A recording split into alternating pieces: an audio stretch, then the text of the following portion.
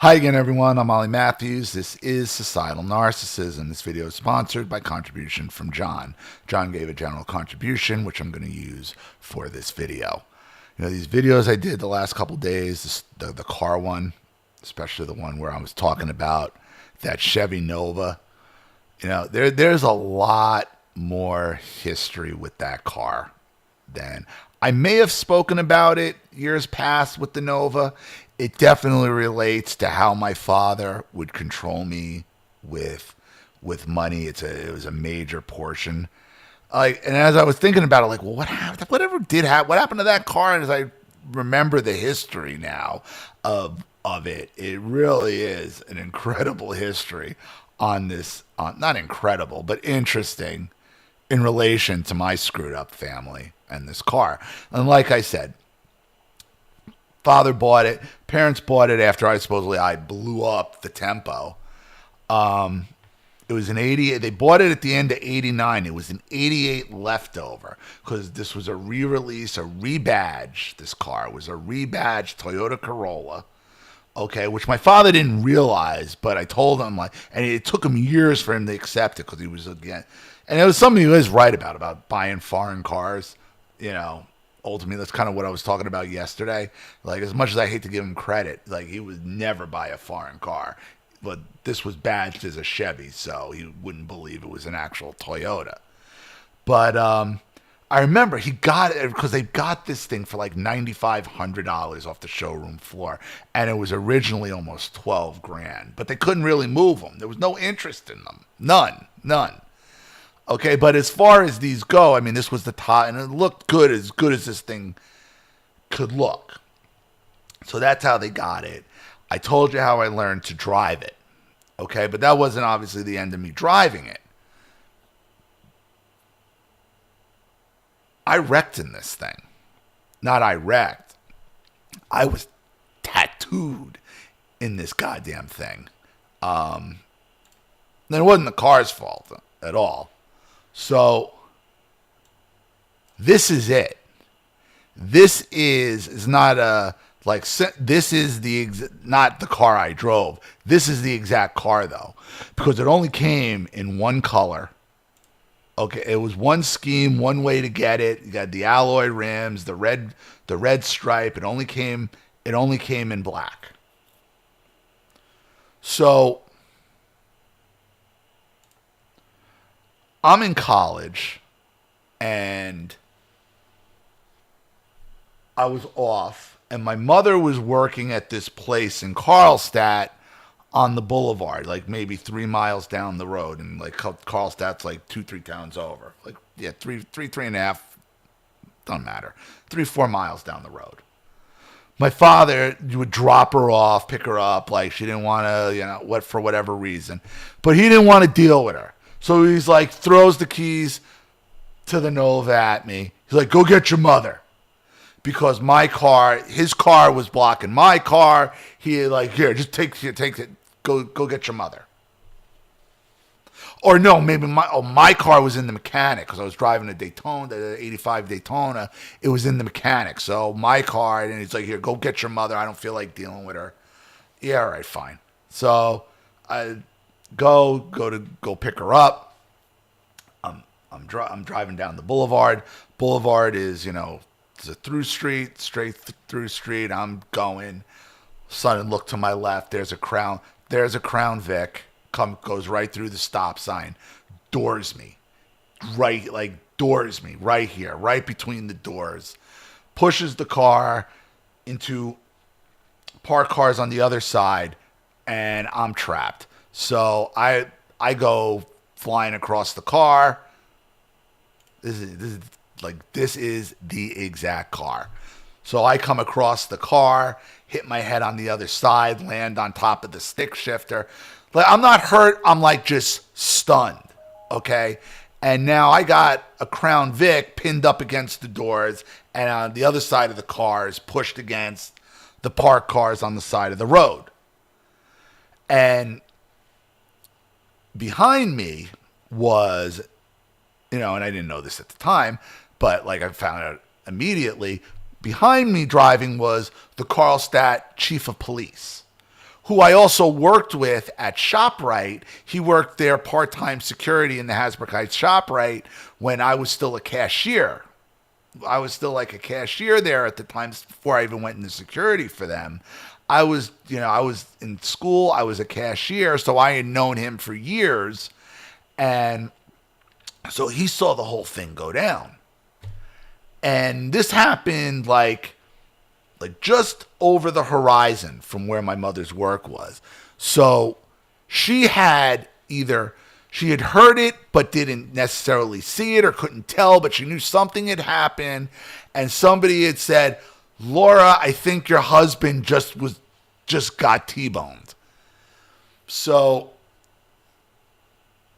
she calls the house thinking I'm there. It's him. She's like, no, Matthew's driving.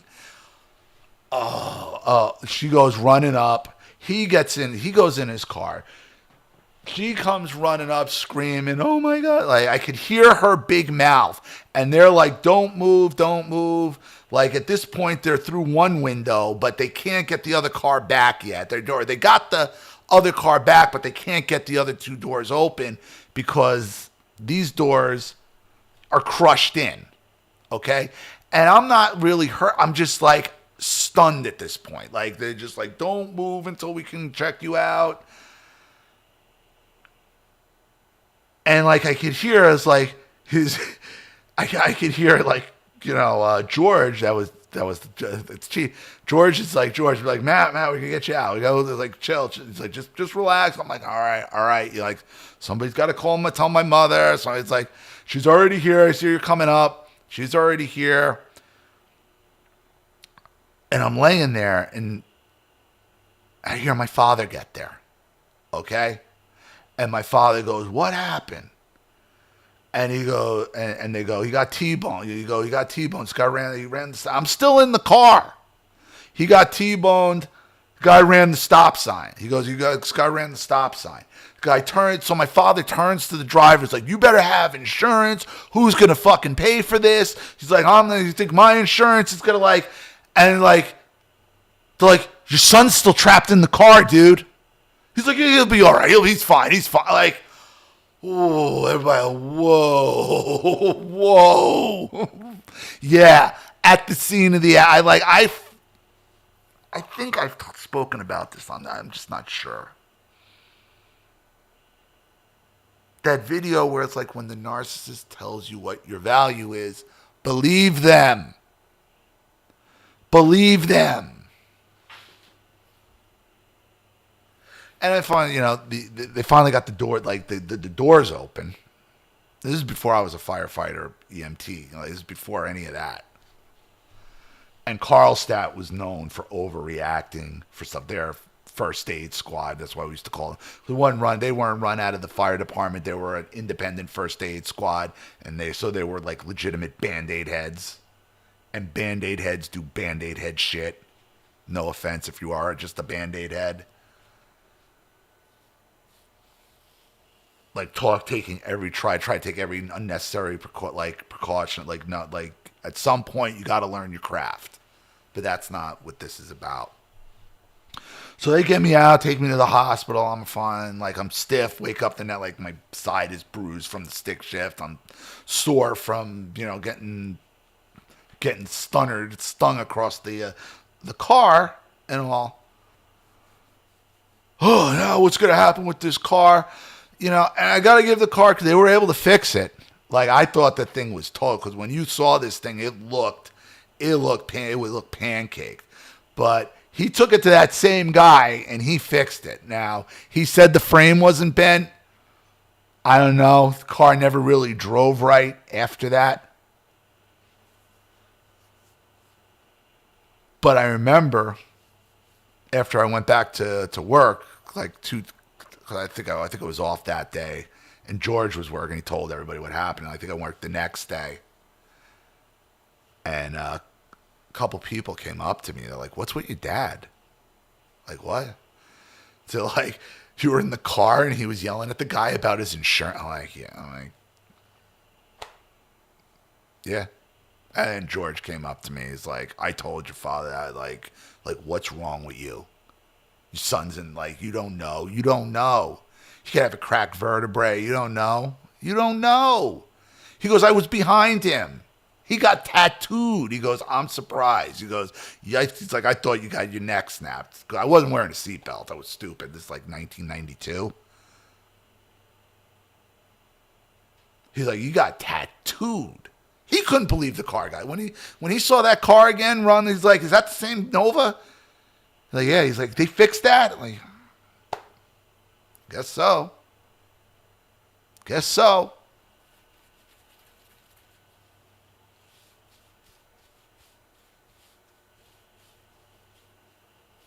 I wasn't even out of the car. He paid $9,500 for a fucking 88 leftover, you sack of shit.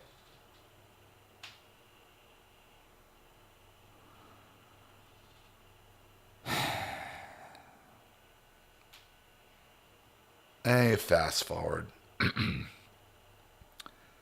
to like when that Daytona died, because they already had, because the engine went and he made a big deal. This is when he was faking his disability and like it cost $2,100 to rebuild the engine. And like that was the beginning of the end. That's when they first got start controlling everything. And then when that car, the axle went out, it just fell apart.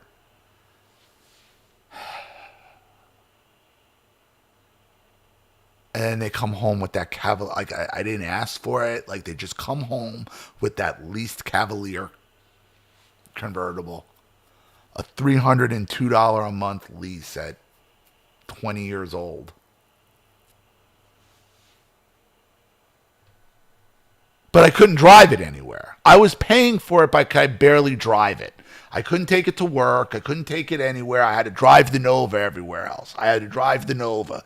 Okay, I was paying $302 to basically, so my mother can drive around in it most of the time. Okay, and I could drive this Nova and pay the insurance on it and pay the insurance on the Cavalier, which my father ended up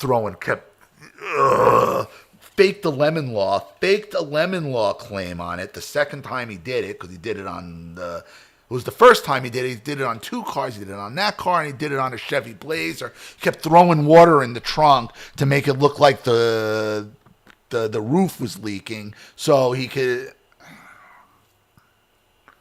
because at that point I went out and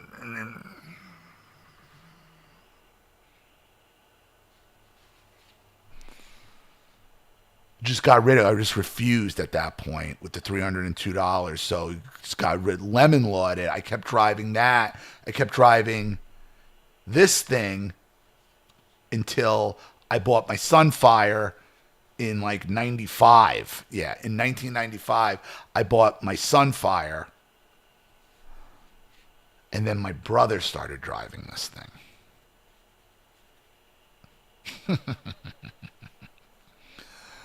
And my brother started driving this, and what happened was him and his friend, he took it with his friend. And I understand, Precious could do whatever he wanted. He could drive whatever he wanted. He could take my father's event. He could take my father's good cars. He could take whatever he wanted. He could do whatever the hell he wanted. So him and his degenerate friends, of course, take it to up to Vermont to a Fish concert. They go to Vermont and then to Maine, up some airfield, some fish fest, some disgusting fucking dirty ass fish fest. And then after that, they drove from Maine back to Long Beach Island, the four of them, my brother and his three friends. And this was after like 10 days of fish concerts, fish people, fish, from New Jersey to Vermont to Maine, back to South Jersey. And I do love telling, because my father and mother got so mad. And my father could, I don't even know to this day if he could tell the story without retching. He said, the smell off of them and the car. You couldn't even get near it. Like, you couldn't even get near this fucking thing. And they were just like, they had to basically just spray them down with the hose into the outside, like the stench off this fucking thing. And then he ended up taking it. He said, "You're going to drive he gave my brother, on the spot, I think he gave my brother the Dodge Avenger he was driving. And then he went and took this and traded it in for a Chrysler Sebring." And like, they didn't even want to take it because it stunk worse than the Bay. It stunk worse than the goddamn Bay.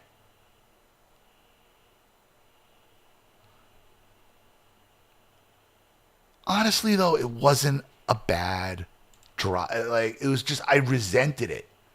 I resented it because it was like this control. You know, I had a car I was paying over $300 with the insurance. Jesus, probably about $450 a month with insurance back then. And I couldn't even drive it. I'm driving this thing that didn't even have a goddamn cassette player in it. I mean, it was a good engine. I'm not gonna lie. It was a good engine. It was real quick. It was real nimble. I can't believe they actually fixed it after that accident, though. But again, I wasn't even out of the car. I had gotten tattooed. And again, thank God the chief of police saw the whole thing, because otherwise, somehow, some way, it still would have been my fault. It still would have been my fault. He still would have said, "Oh, well, you were probably going too fast, or you were doing too this, or you should have been in control of the car." I never would have. Like, this guy came in. He was an old man. And they wrote him like 8 tickets on the spot, running careless driving, reckless driving, failure to yield, running a stop sign. He friggin' tattooed me. "You better have insurance." Like, you didn't even check to see. Like Joy, he told me, you didn't even look in the car. And it was obvious you weren't at it. Like, it looked bad. Like, it looked bad. Like, who's going to pay for this? Even my mother didn't take it to that level. When they tell you what you're worth, believe them. Believe them. So, thank you, John, for your contributions. I really appreciate it. Thank you to everybody watching. Please leave any opinions in the comment section below. And again, if you want your story read on the channel, you have a topic you'd like me to cover, something you'd like to expose, you'd like to set up a Skype, a phone call, have a private video made, you'd like to sponsor a video like this for someone who needs help and can't afford it, or just make a contribution to the channel in general to keep it supported, growing, and successful, because this channel survives 100% on contributions from all of you. Without you guys, all this goes away. So if you like what you see here and you want to see more videos like this, you know what to do with the Cash App, Zelle, PayPal, and email links in the description box below. Also, please like and share this video wherever you can. Subscribe to my channel if you haven't, and be sure to click the subscription bell to be notified of all my video uploads. Also, be sure to subscribe to both my channels on Rumble. Follow me on X and Telegram as well. I'm Ollie Matthews. This has been Societal Narcissism. Take care, everyone.